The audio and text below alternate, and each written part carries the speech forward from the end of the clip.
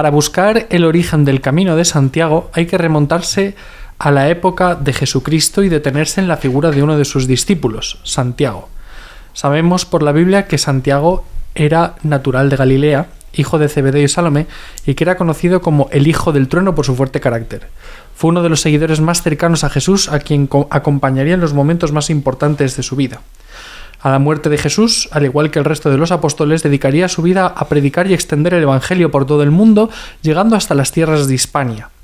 Poco se sabe a ciencia cierta de su periplo por la península ibérica, pero la tradición cuenta que llegó hasta tierras de Galaecia, la actual Galicia. Tras un arduo trabajo regresó a Palestina en el año 44 después de Cristo, donde el rey Herodes Agripa I ordenaría su muerte. Santiago se convirtió así en el primer apóstol en morir por la fe cristiana. Bienvenidos al Club Dalroy. Como siempre, os acaba de leer esta pequeña introducción al tema de hoy. Nuestro amigo Javier Rubio, como sabéis, es un tomista intensivo, intenso también, y por lo que últimamente noticias que nos han llegado, parece que es heredero de Sigerio de Brabante.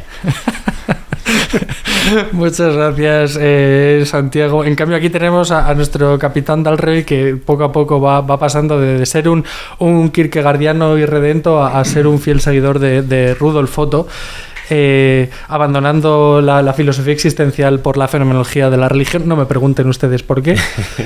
Y tenemos con nosotros a dos grandes amigos, uno que ya ha pasado antes por aquí. Es Juan Serrano, que íbamos a decir que era el hijo ilegítimo de Giussani, pero hemos visto que todavía no ha pasado tanto tiempo. No puedo decir esas cosas tampoco. Así que no, vamos a decir que es un engendro de la filosofía de Zubiri y de la teología y pedagogía de Giussani, mejor dicho. Buenos días. Y nos acompaña también Martín Tami.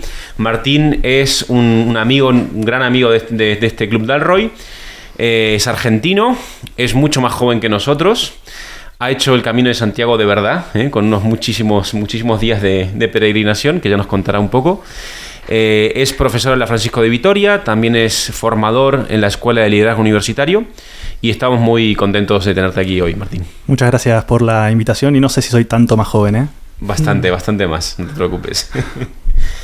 Bueno, no sé si queréis, empezamos dando un breve contexto histórico sobre qué es el Camino de Santiago, de dónde nace y demás, si queréis, ya que Martín tiene así más fresca la experiencia, que nos cuente desde un punto de vista de un joven que hace hoy el Camino de Santiago, qué es el Camino de Santiago, y luego hablamos un poquito sobre su origen y a ver dónde nos lleva esa conversación.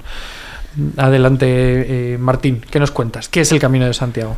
Bueno, yo creo, Javier, que recién dabas una de las claves fundamentales para mí del camino, y es que es una experiencia, ¿no? Creo que en el camino uno puede vivir realmente una experiencia en toda su dimensión humana, histórica, social, religiosa, cultural. A mí, cuando me toca hablar del camino, que es algo que disfruto mucho de hacer, en ocasiones me guardo en aclarar al principio que no soy un caminólogo o un experto en el Camino de Santiago, ni pretendo serlo, simplemente un peregrino a quien el camino le transformó y le sigue transformando mucho la vida, ¿no? Y yo creo que en parte eso se debe a que es una experiencia auténtica, porque toca diferentes capas, en este caso de mi persona, pero lo he visto también en otros. Y en ese sentido se puede convertir en un antes y un después, en una bisagra para repensarse la propia historia y también lanzarse hacia adelante con otra mirada. Para mí es imposible tampoco hablar del camino sin recordar que es la razón por la que vivo en España, ¿no? Entonces, cada vez que surge el tema del Camino de Santiago, sobre todo desde que lo hicimos el verano pasado con alumnos de la Escuela de Liderazgo Universitario, resuena también en mí aquel sal de tu tierra, ¿no? Que le es dicho a Abraham, y que me parece que se actualiza cada vez que nos ponemos en camino, ya sea hacia Santiago o hacia cualquier otro sitio, porque bueno, la peregrinación no es únicamente a Compostela. Pero si tuviera que resumir en una palabra, diría que es una experiencia, porque toca muchas capas de la persona, ¿sí? Y tiene muchos niveles desde los cuales se puede vivir la peregrinación. Muy bien. Efectivamente, Martín nos ha dado muchas claves muy interesantes. La peregrinación a Santiago de Compostela. Santiago de Compostela es una ciudad que se construye sobre la tumba del apóstol Santiago, y el Camino de Santiago es esa peregrinación de la que él nos ha hablado, que embarca a muchísimos jóvenes, a muchísimas personas de todas condiciones, de todas las culturas, de todas las religiones, de todas las formas de pensar y de mentalidad, a visitar la tumba de este apóstol. Y vamos, si nos preguntamos un poco de dónde nace todo esto, dónde surge todo esto, la tradición nos dice que después de que el rey Herodes mandara matar a Santiago de Compostela, dos discípulos suyos, Santiago el mayor, dos de sus discípulos lo embarcan para enterrarlo, porque Herodes había prohibido que fuera enterrado en Jerusalén. Se embarcan y lo llevan al lugar donde él estuvo predicando, ¿no? Que fue en España y concretamente en Galicia. Al llegar a Galicia, pues llegan por la costa norte, remontan por el río Ulloa y llegan hasta una piedra muy famosa, porque se le conoce como el Pedrón, donde se ató la barca. Era un miliario, ¿no? Y ahí es donde se construye la iglesia de Santiago de Padrón, ¿no? El famoso lugar de origen de un cierto tipo de pimientos. Y después tratan de enterrar a Santiago. Ese tratar de enterrar a Santiago no fue fácil, porque en ese terreno, que se conocía como el reino de Iria Flavia, gobernaba una reina, la reina Lupa, que puso todo tipo de dificultades a los pobres discípulos para enterrar a Santiago, pero por fin lo ataron a un par de bueyes y dejaron que los bueyes decidieran dónde enterrarlo. Bueno, por fin lo enterraron cerca de una fuente que de hecho todavía se puede visitar en Santiago de Compostela, y allí entierran a Santiago. Y con el pasar de los años, un pastor llamado Pelayo observa un fenómeno curioso que se da en ese prado donde se había, la tumba de Santiago se había olvidado, y de pronto ve que una estrella aparece sobre ese campo y como que desciende, ¿no? sobre el lugar donde presuntamente estaría enterrado el apóstol Santiago, ¿no? Y allí efectivamente Pelayo, este pastor, enseguida pues se percata de lo que está pasando, ve con asombro, ¿no? Que estos destellos luminosos, y se va a buscar al obispo, el obispo Teodomiro, que era el obispo de Iria Flavia. Y Teodomiro va, y viendo la importancia y descubriendo la importancia de este sarcófago oculto con los tres cuerpos del obispo Teodomiro y sus dos discípulos, el obispo Santiago, y sus dos discípulos, pues el obispo Teodomiro va con el rey Alfonso II de Asturias y se lo cuenta. Y el rey Alfonso, consciente de la importancia de ese descubrimiento, pues decide peregrinar a la tumba de Santiago. Y ahí comienza el primer camino de Santiago de la historia, en el siglo VIII después de Cristo, con el rey Alfonso de Asturias, y con lo que hoy se conoce como el Camino del Norte, que es el tramo de Asturias hasta Santiago de Compostela, el primero de muchos caminos que se iniciarán a partir de ese momento, ¿no? Y cuando llega Alfonso a la tumba de Santiago a rezar ante el apóstol Santiago, pues denomina a ese lugar el Campus Stele, ¿no? Por el campo de la estrella, donde se había manifestado la estrella del apóstol. Y a partir de ese momento pues corre la noticia como un reguero de pólvora por toda Europa, y empiezan a llegar peregrinos de todas las partes de Europa, ¿no? Y aquí comienza esta tradición milenaria. Pero bueno, más allá de todo eso, yo creo que cabe, más allá de este origen, cabe preguntarse en qué consiste la peregrinación, qué es lo que hay que hacer para peregrinar, qué es peregrinar, y qué es lo que movió a este rey y a tantos miles de millones de personas a partir de ese momento, durante toda la Edad Media, durante toda la historia de la humanidad hasta hoy en día, a viajar a la tumba del apóstol Santiago. ¿Qué es lo que hace que ese fenómeno sea tan especial? No solamente al apóstol Santiago, ¿no? La peregrinación está, menos en la iglesia, está repartida en un montón de sitios. Es verdad que Santiago es probablemente el sitio más, ¿no? Santiago, Roma y Jerusalén, ¿no? Los tres grandes lugares santos, pero Pero también yo estoy pensando a nivel ya más antropológico, más universal, la peregrinación es algo, ¿no? de hace miles de años, que está en muchas culturas, en muchas religiones. Están en el Islam, sabéis que es uno de los pilares del Islam. También en la India se peregrina mucho, el budismo también peregrina. Entonces, de repente, ¿por qué creéis vosotros que como fenómeno primero humano y después ya me parece, podemos ir hacia la iglesia con un sentido tal vez distinto o el mismo, pero de una forma más intensa, tal vez? No lo sé. Pero a mí me llama mucho atención esta idea de ir a un lugar santo, un lugar sagrado, ¿no? Ponerse en camino, que tiene que ver mucho, me parece, con lo que decía Martín al principio, ese llamado de Abraham, ¿no? Abraham, sal de tu tierra. ¿Qué significa sal de tu tierra? ¿A dónde? ¿No? La historia esa, bueno, del comienzo del pueblo de Israel también es fascinante en ese sentido, ¿no? Pero ¿qué pensáis vosotros de este impulso, de esta necesidad humana, de esta... Esto que voy a decir yo quizá lo diría mejor el hijo ilegítimo de Rudolf Otto, Santi, que sabe más de esto que yo, pero a mí me recordaba mucho a una lectura muy quizá superficial, pero muy básica de Eliade, ¿no? Eliade distingue en lo sagrado y lo profano acerca de dos tipos de espacio y dos tipos de tiempo, ¿no? Dice que el homo religiosus, que el hombre de todos los tiempos y de todas las épocas, quiere habitar cerca de lo sagrado y está dispuesto a moverse, a salir de... Y esto se verifica, se atestigua en muchísimos estratos y en muchísimas épocas de la historia, en muchísimas religiones y culturas muy distintas, como decía Santi, pero está dispuesto a salir de su tierra, a dejar su hogar para ir cerca de lo sagrado, en dos sentidos, creo yo, o para habitar cerca de los lugares donde se manifiesta con potencia lo divino, lo sagrado, lo que Eliade llama la hierofanía, ¿no? La manifestación de lo sagrado, o bien para actualizar en su propia vida, por contacto con lo divino, y poder volver a su tierra. Yo creo que este sentido tiene más que ver con la peregrinación. Me interesa mucho, están saliendo cada vez más noticias y más estudios del Göbekli Tepe, de este yacimiento arqueológico importantísimo en la actual Turquía. La primera interpretación que se hacía, no sé si Santi sabe algo más de esto, la primera interpretación que se hacía del Göbekli Tepe era que eran espacios sagrados de enterramiento, pero ha salido un artículo hace poco, no sé si lo has leído, que dice que eran casas, que era una ciudad y que habitaban todos cerca de... Y es un lugar muy raro para habitar, porque está en colinas, no hay ríos, no hay agua cerca, etcétera.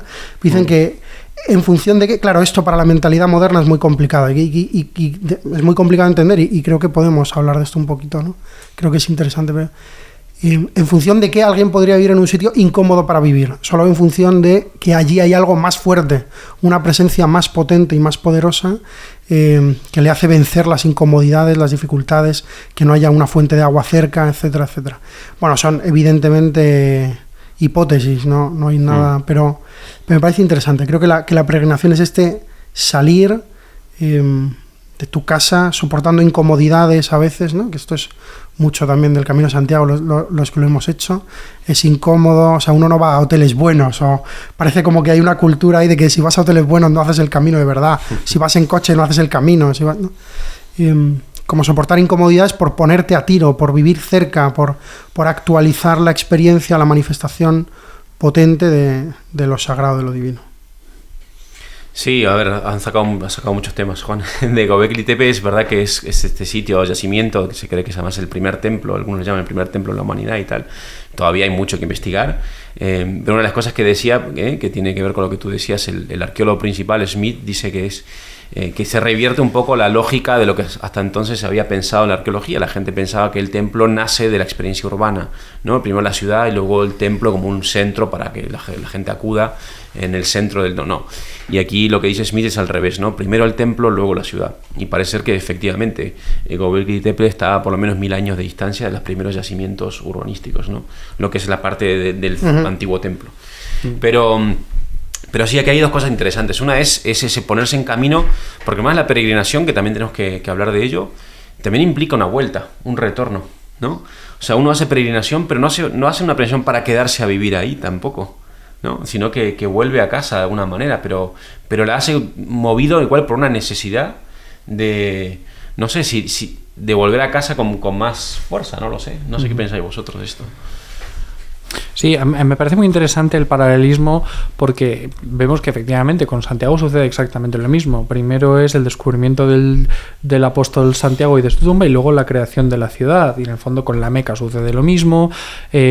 Con todos estos grandes lugares de peregrinación, es verdad que Jerusalén, pues la ciudad es eterna desde ese punto de vista, ¿no? Pero también es verdad que... Bueno, pero está el Monte Moria y el sacrificio de Isaac. Efectivamente. Primero es lo que iba a decir. Primero es el sacrificio y luego se construye la ciudad, y luego incluso el Calvario que estaba a las afueras de la ciudad luego se convierte en el centro de la ciudad. O sea, es decir, que hay una reubicación dando prioridad siempre a la existencia del fenómeno, y eso tiene que ver también con qué es lo que constituye el centro de la vida, qué es lo que constituye el eje que nos une o que articula nuestra existencia.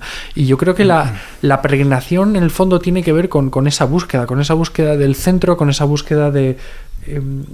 y tiene mucho que ver, por lo tanto, al menos en un contexto general o religioso, en un sentido amplio, yo creo que tiene mucho que ver con la ordenación de la propia vida a partir de nuestra experiencia de lo profano. Nosotros, a lo mejor... toda nuestra vida gira en torno a nuestra cotidianidad y nuestra cotidianidad tiende a lo profano, y la peregrinación lo que nos hace es volver a reubicarnos, volver a decirnos dónde está lo importante, qué es lo importante y dónde está lo importante en nuestras vidas. Esa es una buena pregunta. ¿Por qué la gente hoy hace el camino, por ejemplo, ¿no? Sí, es muy interesante. Mucha gente que no es religiosa o que no tiene una... y sin embargo se pone en camino, que como va a ese lugar... Que como dice Juan, es incómodo. Es decir, hacer el camino no es que tú digas, son mis vacaciones soñadas. Oye, que está muy bien, ¿eh? Yo he hecho el camino he hecho 2 caminos. He hecho el camino del norte, un tramo del camino del norte de 4 días. Luego he hecho también el camino francés 4 días. Y son escenarios muy bonitos y demás, pero es verdad que son muchos kilómetros. A veces pasas por lugares que son feos, por pueblos que no son precisamente bonitos. Es verdad que la estructura del camino ya está, articuladísima, y te dan todo tipo de facilidades y te dan todo tipo de ayudas y demás, pero aún así pues no está exento de peligros, no está exento de un cierto riesgo. No son vacaciones, por decirlo así, controladitas y de spa. All inclusive. No, para nada. Y antiguamente peor todavía, porque antiguamente incluso, pues eso, los bandidos te podían atacar en cualquier momento y robarte todo lo que tuvieras, o a lo mejor tenías que pasar una noche al raso, o a lo mejor pasabas algún día sin comer, ¿no? Entonces es verdad que es una experiencia, complicada, y que si la gente lo hace independientemente de su fe, independientemente de su mentalidad, es por algo. Tú, Martín, ¿por qué lo hiciste el camino? Sí, es súper interesante escucharlos, y como oyente del podcast estoy viviendo una experiencia surrealista porque estoy oyendo lo que voy a oír. O sea, hay algo ahí que me deja pasmado. Evidentemente, hacer el camino hoy, ¿no? En este siglo XXI ya moderadamente avanzado, debe ser diferente respecto de las primeras experiencias que surcaron los primeros caminos, y en estas casi 1000 años, podríamos decir, hay matices seguramente, pero con todo la experiencia sigue llamándose igual, sigue teniendo una estructura similar, y yo creo que debe haber algo antropológico que se pone en juego en la decisión de peregrinar, que es de todos los tiempos, ¿no? Y si Juan traía esta mirada respecto de los tipos de espacio, ¿no? Citando a Elíade, yo creo que también podemos pensar las motivaciones preguntándonos por la consistencia del corazón, ¿no? ¿Cuáles son las preguntas que todos llevamos dentro, esos anhelos, esas inquietudes que precisamente nos ponen en camino? En mi experiencia, la pregunta ¿por qué haces el Camino de Santiago? Es recurrente durante el camino, sobre todo en las primeras etapas, conforme te vas encontrando con otros peregrinos. Y la verdad que conversando sobre ello, creo que fui llegando poco a poco a la conclusión de que uno no necesariamente hace el camino por un motivo que tenga claro de antemano, sino muchas veces para descubrirlo. Porque es la propia experiencia de abrirte a algo nuevo, ¿sí? Exponerte. Hay algo de exposición en la experiencia de peregrinar que tiene mucho que ver con lo que ustedes decían, ¿no? Este cansancio, estos dolores que de pronto se presentan, las dudas, los momentos de andar en soledad, acompañado, y todo eso va removiendo en ti una serie de interrogantes que en ocasiones tenías quizás previstos de antemano y muchas veces no. Entonces, no sé, yo creo que hay algo ahí que nos hermana a todos, tengamos o no la fe. En principio es un dato muy relevante, porque yo pienso en otros compañeros que han hecho el camino a la vez que yo, y claro, yo tenía muy claro cuál era la raíz fundamental última, ¿no?, del Camino de Santiago. Incluso siempre por abrir otro melón, pero no necesariamente para tocar ahora, ¿por qué hablamos del camino de y no el camino hacia, ¿no? Porque evidentemente estamos haciendo, Javier, con una maestría propia de su calidad docente, resumió la historia del camino en pocos minutos y dijo, bueno, el primer camino fue cuando descubrieron él, pero yo creo que el primer camino lo hizo el propio apóstol. Y el camino de Santiago fue el camino hacia Cristo y de Cristo al mundo. Entonces, claro, hacer la peregrinación creyendo en eso verdaderamente y poniendo el corazón ahí es una diferencia cualitativa. Sin embargo, no es excluyente. Entonces, qué interesante también reconocer en otros, ¿no?, su forma de vivir una experiencia que es mucho más grande de lo que podamos decir respecto de ella. Pero bueno, en relación con las motivaciones quería aportar eso, ¿no?, que no está tan claro siempre de antemano. Es muy interesante lo que dice Martín, porque de hecho esto es algo que no todo el mundo sabe, pero una de las principales fiestas de Santiago es el 31 de diciembre, la traslatio, ¿no?, la traslación, que es el que festeja precisamente todo el periplo, toda esta especie de odisea que tienen que pasar los discípulos, uno de los cuales se llamaba Atanasio, el otro no me acuerdo cómo se llamaba, pero no se llamaba Atanasio, desde la muerte de Santiago hasta enterrarlo en el campo de las estrellas, ¿no?, en el campo de la estrella. Y todo eso, toda esa odisea, todo ese primer camino, como muy bien explicaba Martín, del apóstol, incluso más allá de su propia muerte, para manifestar un poco la gloria de Dios, porque en el fondo ese es el objetivo, se celebra en Santiago el 31 de diciembre como la traslatio, y es una de las fiestas más importantes, ¿no?, como dato así curioso. Yo, respecto a las motivaciones, quiero... me interesa mucho el punto antropológico, porque vuelvo a decir, con Eliade, aunque luego diremos alguna cosa más, que hay una distinción fundamental que él hace entre el hombre premoderno, que él llama hombre religioso, siguiendo también a Julien Guillet, y el hombre moderno, que parece que se mueve desde sí mismo, ¿no? Y desde estas motivaciones del corazón de cada uno que decía Martín, de las preguntas que cada uno lleva, es verdad esto, que el camino hacia Santiago o el camino de Santiago, ¿no? Uno hace el mismo camino que el apóstol y sin embargo uno va a la casa del Señor Santiago, en Santiago de Compostela, que es justo lo que decíamos antes también, una ciudad construida en torno a un sepulcro, ¿no? O sea, es una ciudad que crece en torno a un sepulcro.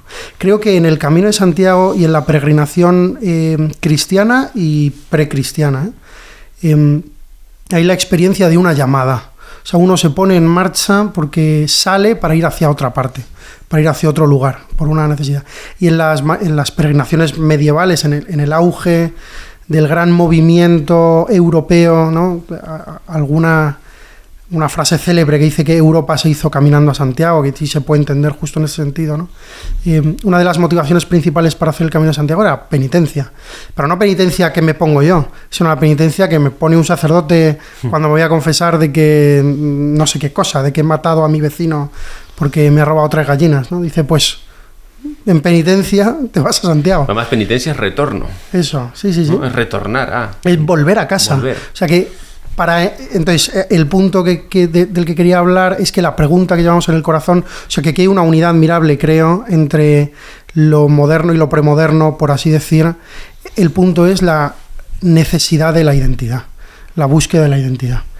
Encontrarme a mí mismo, como se dice en el sentido moderno, ¿no? Y así muchos peregrinos de Santiago sin fe dicen, no, es que necesito encontrarme a mí mismo. Yo me he encontrado también gente en Calcuta en neoperegrinaciones, aunque no sean peregrinaciones porque no vas a visitar un santuario, ¿no?, pero como en un querer reencontrarte a ti. La típica historia de tiburón de Wall Street que de repente se harta, o CEO de no sé qué empresa que de repente se harta y se va a Calcuta, ¿no? Pues mucha gente hace el Camino de Santiago y tiene una transformación, ¿no?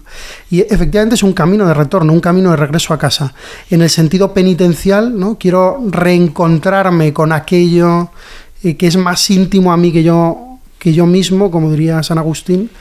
Y en este caso el sentido cristiano es evidente, ¿no? O sea, vas a casa del Señor Santiago porque en la casa del Señor Santiago quien te espera es Jesucristo, ¿no?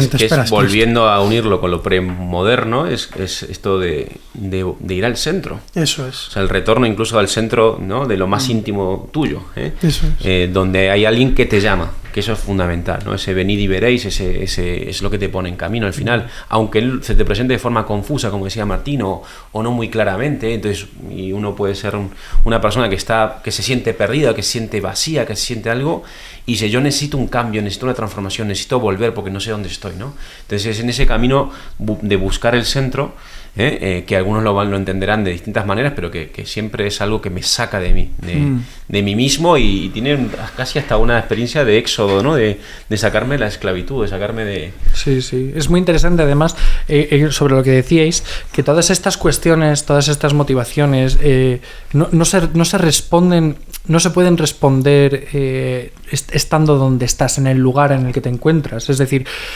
y esto es muy interesante porque esto evidencia que la en su estructura más antropológica el ser humano no es solo mente o solo intelecto en el sentido como res cogitans moderna, si se quiere, porque teóricamente las respuestas las puedes tener en la cabeza, pero no se trata de eso, no se trata de eso, ¿no? Se trata de hacerlas vida, y por lo tanto tienes que salir desde donde estás y eres convocado, ¿no? hacia otro lugar. Además eso te obliga no solamente a salir de ti mismo, sino en cierto modo a darte cuenta de que tú ni siquiera eres lo más importante de tu propia vida, ¿no?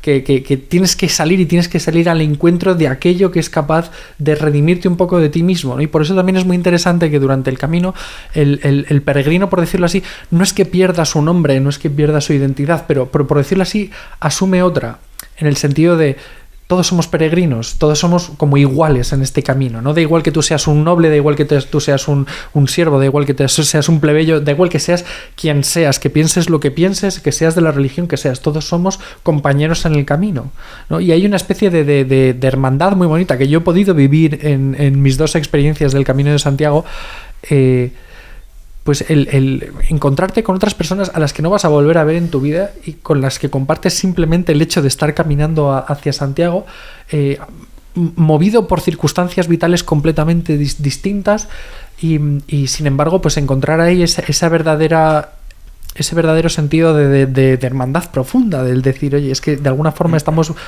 buscando lo mismo, a lo mejor con distintos rostros, o a lo mejor con distintas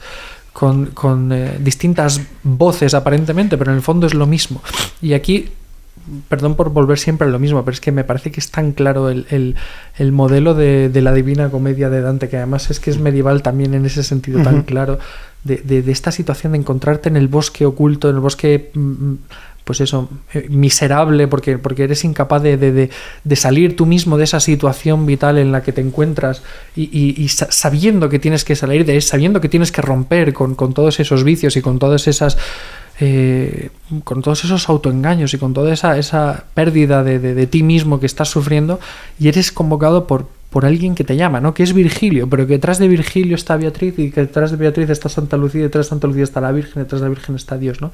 Y como Dante está convencido de que el centro de su vida es Beatriz, ¿no? Está convencido de ello, y por eso es tan dramático el momento en el que él se encuentra con Beatriz, y Beatriz le hace ver que no.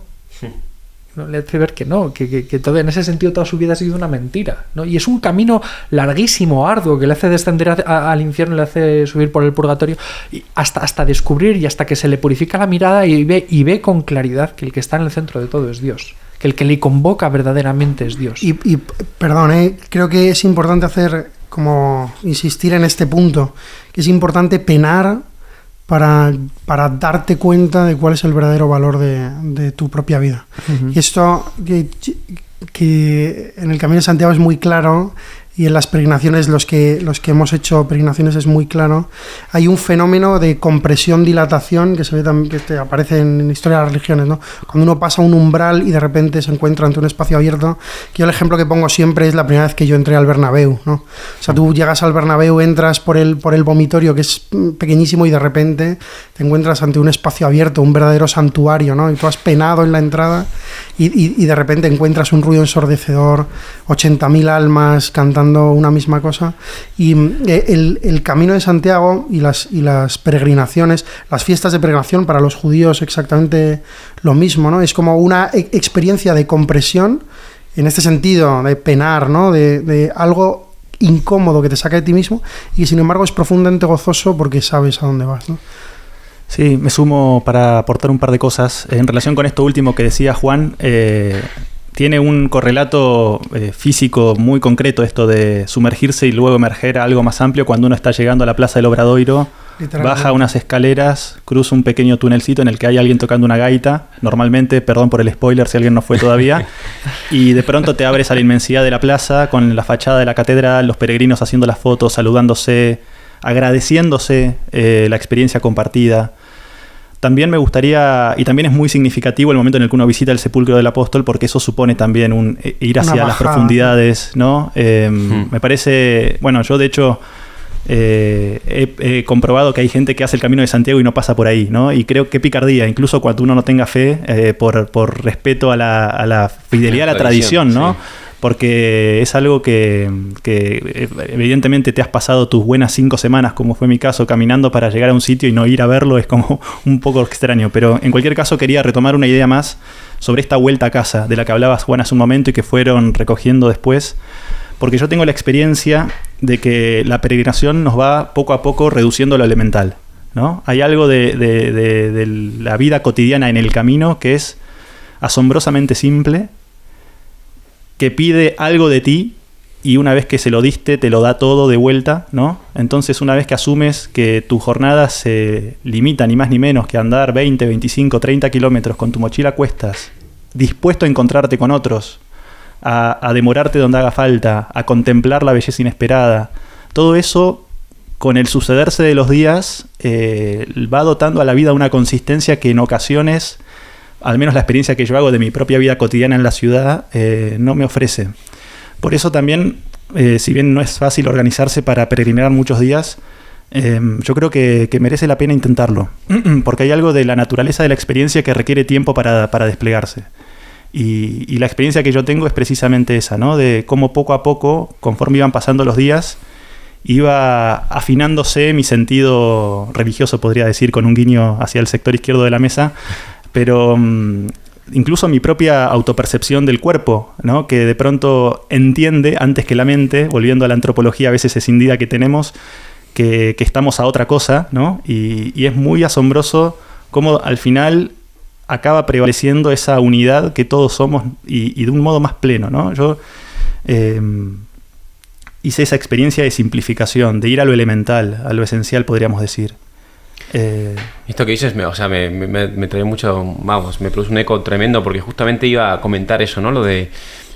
Primero, la experiencia del cuerpo, física, que es fundamental, elemental, como tú dices muy bien, y también volviendo a lo que decía Juan antes, que tiene la estructura de una iniciación, el camino, ¿no? Como ¿no? De esto de, ¿cómo lo has llamado tú? De compresión, dilatación, ¿no?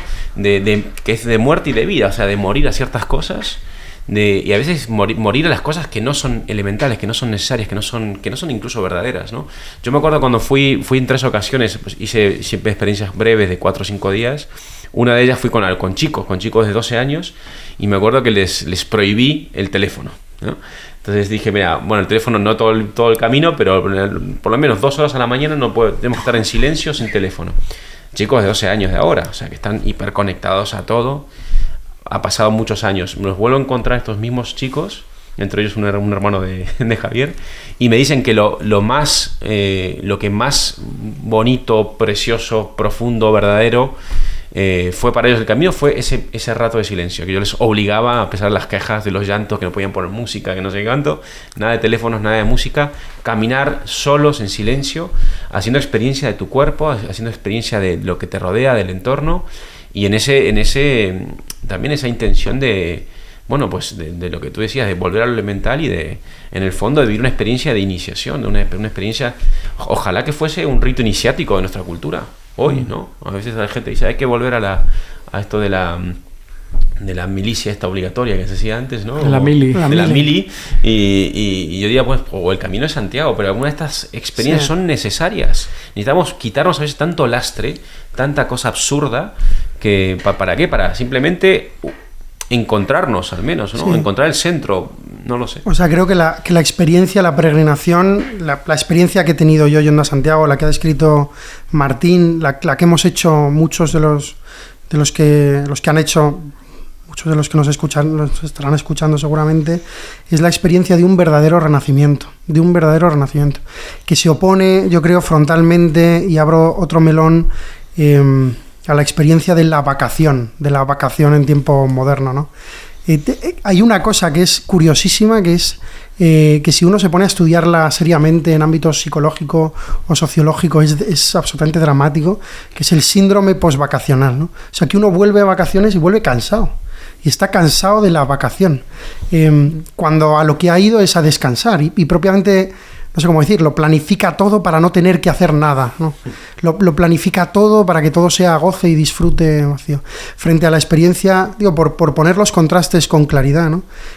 Frente a la experiencia de la peregrinación, que es la experiencia de algo costoso, ¿no? Fatigoso, donde uno camina, donde uno se hace ampollas, donde uno no controla si va a haber sitio en el albergue o no, y a lo mejor tiene que caminar otros 4 kilómetros hasta el siguiente albergue, que a mí me ha pasado varias veces. Llegas un poquito tarde, pues ya no te queda sitio.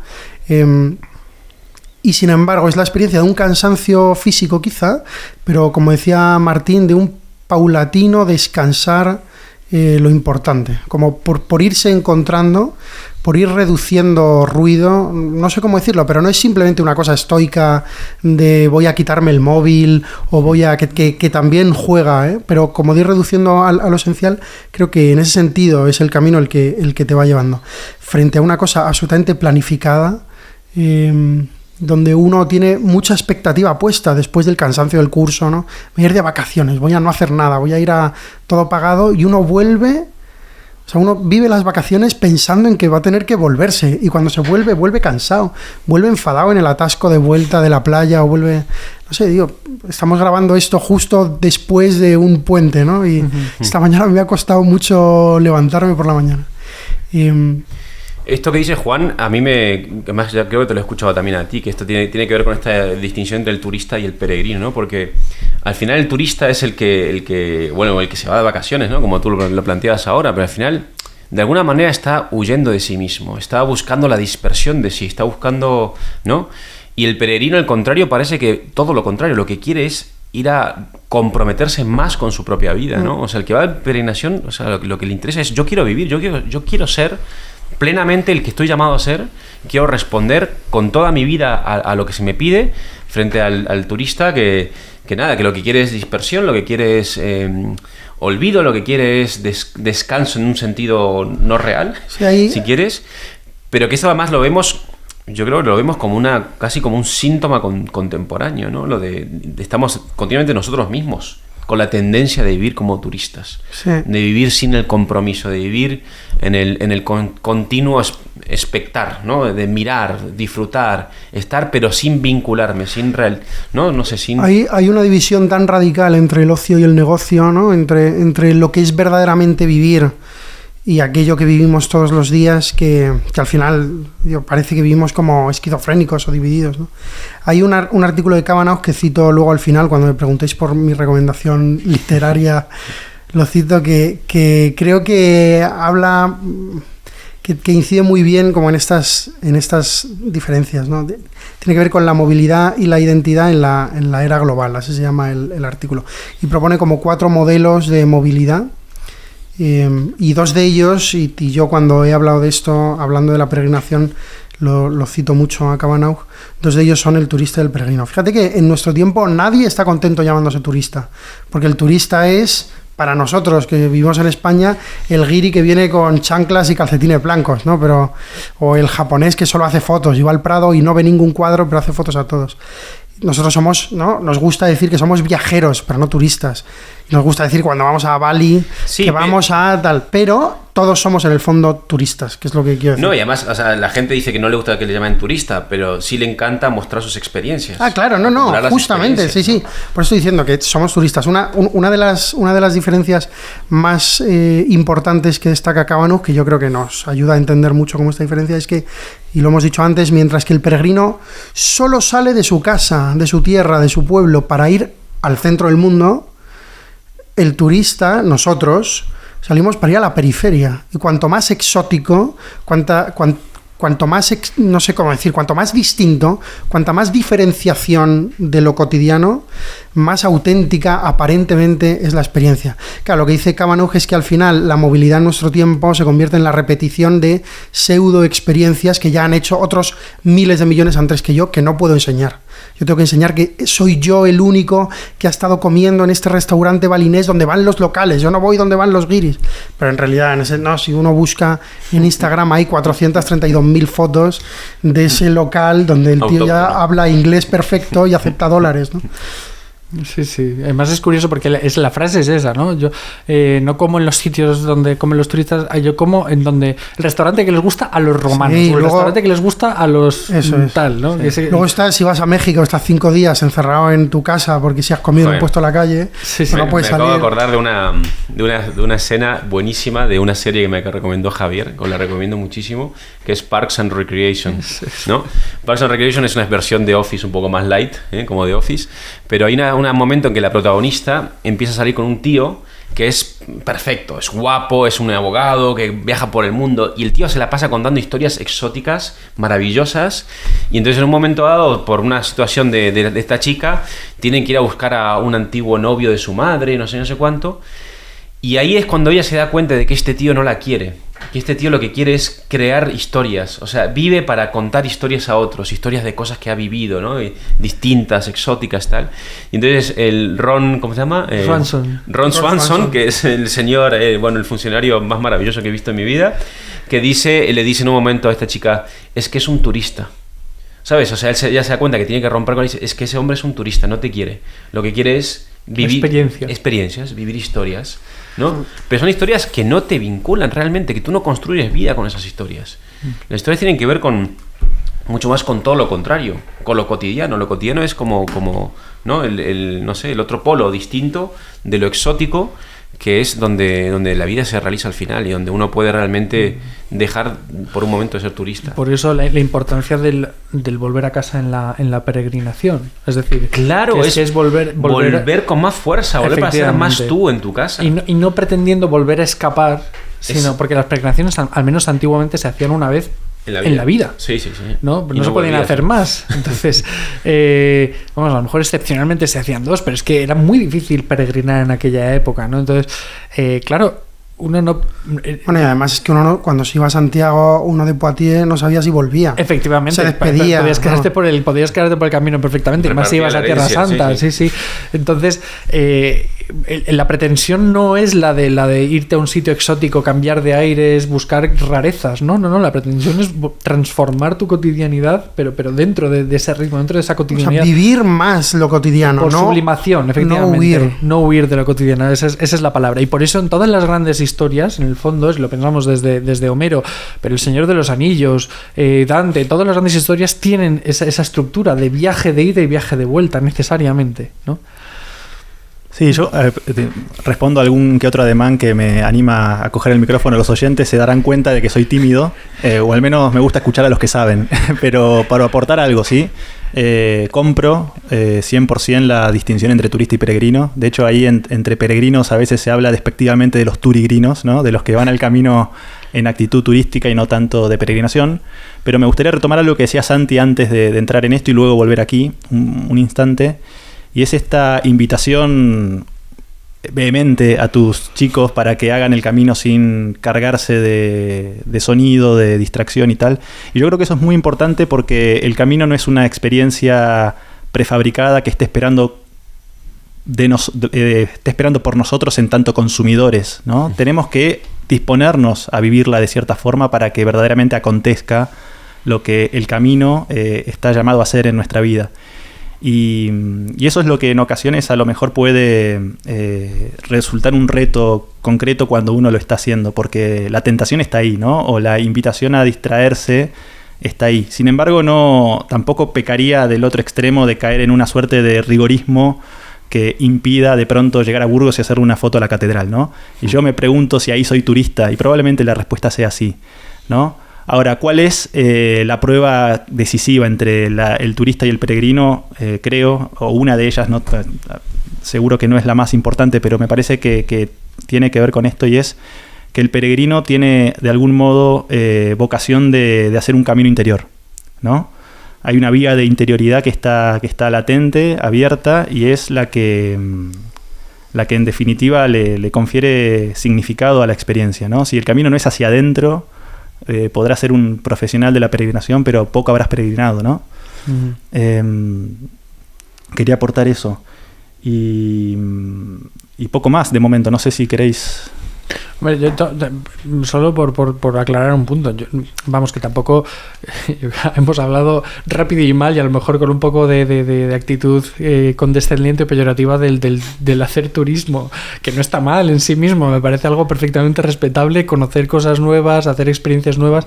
Lo que pasa es que no es lo mismo que una peregrinación, y yo creo que es importante tenerla clara. Vamos a ver, obviamente también yo creo que la distinción cuando se asume como categoría existencial, ¿no? Claro, o sea, eres un turista existencial, vas por toda tu vida como un mero espectador, sin realmente darte, sin abrirte al otro, sin tal. Es un poquito esa la... Justo.